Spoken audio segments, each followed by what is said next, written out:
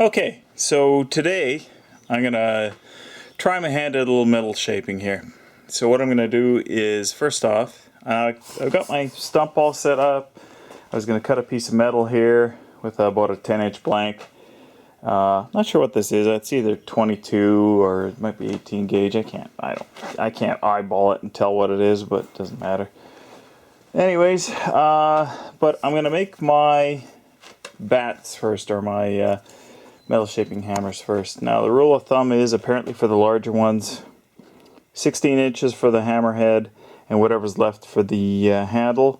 Since I got this smaller T-ball one, I'm going to actually whack that one about right in half, which makes it 12 and 12. We'll make this one like 16 and 14. So should be good. So I'll get on that. I'll show you just how I put it together. Shouldn't be too big a deal. And we'll move on to some metal shaping. Okay, there you go. That's a baseball bat mallet. It's fairly well balanced there. The hole is in the center mass of the head there. I do want to round off this head to make it just kind of a nice rounded end, but I figured for the sake of brevity, I'll do that some other time. One thing I still have to do is I want to pin this, but I'm going to see how well it does to see if the head flies off. I've got a wedge in there. I could have put two, but I only put one in. Notice the grain. The wedge is put crosswise to the grain of the bat so it doesn't spread it apart and split the bat itself, the end of the bat. And the handle leg went across the grain as well to keep from splitting the handle, although I don't think that was too bloody likely. So I'm going to try this out and see if I can do some tuck shrinking here. Okay, so I'm trying to refresh my memory on tuck shrinking, and I'm having no problems forming tucks, but when I crush them, I'm not literally feeling the heat. So not sure what's going on, so I'm going to go back to using this, which worked before, and try some more. Now, I'll show you guys how to form a tuck, but I'm not having much luck crushing them. Now, I've got my stump here. I got a deep hollow here and a more shallow one here, and I just formed that with a skill saw. And I think I heard other people just doing it with the grinder. This is a piece of elm here. It's a comparatively hard piece of wood there. So all I'm doing to form a tuck, let's try and find a relatively flat section of this here, because I've been using it a lot. And let's just make sure I'm not obscuring it with my hand. What if I would do better to go from this side? That might work better. And even I'm not obscuring it with my arm. So I'm just putting the edge of this on the edge of the bowl, and I'm just hitting it. I don't know what that'd be, 2 inches in. Doesn't really matter. It's just how much shrink you want to get in there, and just hitting it. Now usually one should be enough. You can see it's formed a ripple there. That's called a tuck. And you can do it with tucking forks. You get a lot neater one.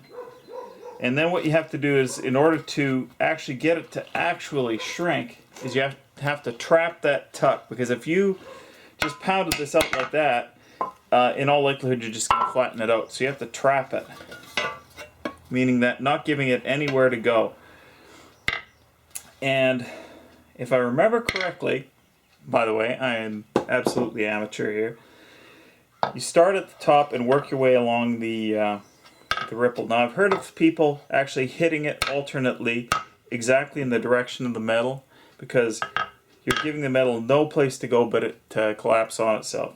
You could try that and see how well that works. The key will be, at the end of it, is to place it against your cheek and feel if it's hot, or if there's any increase in the heat of that metal. If there's none, it means you actually weren't doing anything.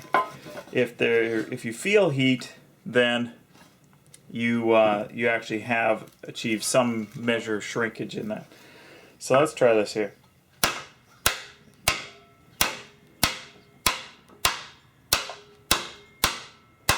And I'm just flattening out the end. And I gotta say, it's just slightly warmer. I'm using my cheek because my fingers are just dead at this point. I don't feel any any sensation of heat in the tips of my fingers anymore. Let's try another one here.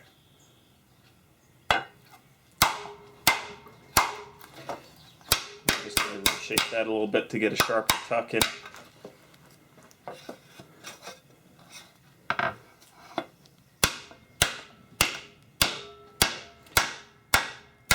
Now, theoretically, you should be able to just pound on the top. If it's properly trapped, you should be able to just pound on the top of the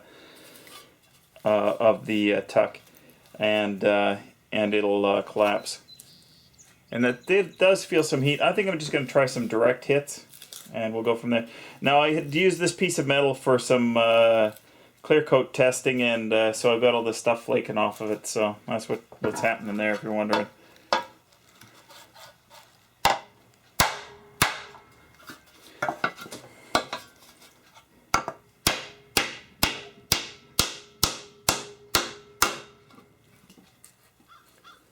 And once again, I feel just a little bit of heat there in that, which is telling me that it actually is doing some crushing. That's the best way of judging whether or not it's a successful tuck, is as to whether or not you feel any heat in it after you crush it. Now that's the thing with this hammer, because it's a lot lighter, I can't really form large tucks with it. So this is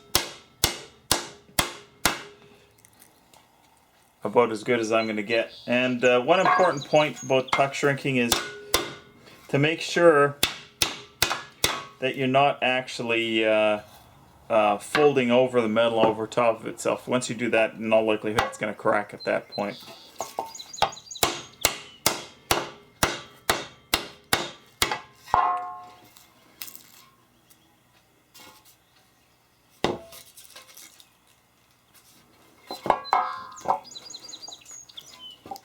We can see it's formed somewhat of a bowl shape because the edges have been shrunk, and I did pound a little bit in the center to try and stretch that out over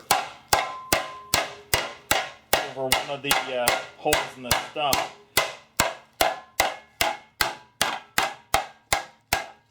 Theoretically, there's nothing that you can do with a stump. You could do the stump, and a hammer is the only forming tool that you need. Reality is that you need, you know, dollies and all that slappers to planish out any of the imperfections.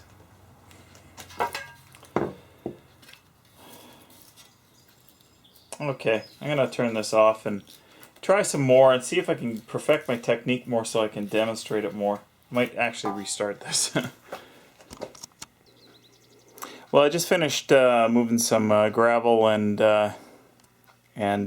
doing some fencing there, and wasn't too successful with my metal shaping endeavor. I think I did achieve some measure of shrinking, but because it does have a slight bowl shape to it, but I'm not entirely satisfied with it. So I'm going to do a lot more practice on my metal shaping before I try and do any more videos.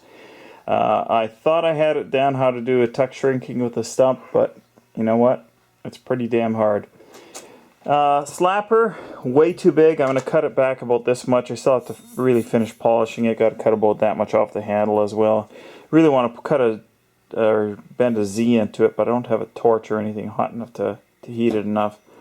Being a spring, I'm not too confident that welding it would stay. But nevertheless, maybe I'll just whack that much off of it and leave a little bit of the extra handle there for when I do bend a Z into it. But crude but effective. Just too heavy, that's the problem. Anyways, later guys. Well, I picked these up on the weekend. I did a brief video on it on the weekend and didn't end up uploading it. But it's auto body repair kit. And if any of you have the David Gardner video series, which I highly recommend, 2.5 hours of metal shaping, not expensive for how much you're actually getting, but he'll show you how to shape things. A lot of times he's using what looks like masonry chisels that have been blunted, and that's what I picked up as well. But this kit here didn't cost any more than a normal auto body hammer and dolly set, and it's got a lot of different shapes you know, already meant and set up. Even a little chisel with a quick release on it for you.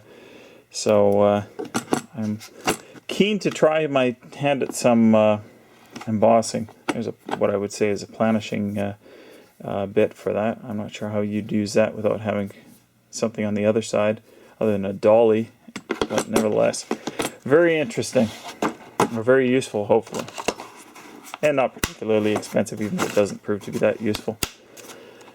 Later, guys, really later, you know, I want to go put a roast on, you know, on the barbecue, rotisserie it, nice pork roast. You haven't gotten bored yet? I'm just babbling. Making a longer video. Later.